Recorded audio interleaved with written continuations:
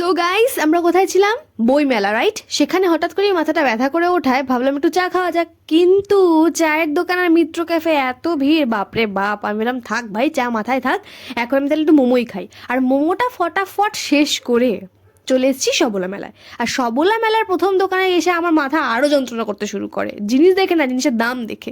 তারপরে তার পাশের স্টলে ছিল কিছু পারফিউম, জুয়েলারি, আর তার পাশের দোকানে ছিল অসংখ্য মানুষের ভিড়, কারণ এই দোকানেই ফিশ কাটলেটের নামে আলুর কাটলেট দেওয়া হচ্ছিল। যাই হোক, তারপর সেই দুঃখটাকে ভুলতে আমি এখানে খেয়ে নিয়েছিলাম নবদ্বীপের ক্ষীর। পর আমি যাই সেই বিখ্যাত পিঠের দোকানে, যেই দোকানে পিঠে খাওয়ার পর আমার মনে হয়েছিল এখান থেকে পিঠে না খেয়ে এনাদেরকেই 20 টাকার চিনি গিফট করলে ভালো হতো। তারপর আমি পুরো মেলাটা ভালো মতন ঘুরি, নানান রকম জিনিস দেখি, ভালো লাগে, এদিক ওদিক একা নিজের মতন ঘুরতে থাকি, এবং শেষমেশ মনে হয় আমার অনেকটা দেরি হয়ে গেছে, তাই মায়ের জন্য কিছু জিলিপি কিনে বাড়ি ফেরার পথে যখন রওনাই দিচ্ছিলাম, তখনও দেখি মানুষজন খেয়ে যাচ্ছে। ওয়াও, ওরা তো খেয়েই যাচ্ছে, তুমি তো অ্যাটলিস্ট সাবস্ক্রাইব করো।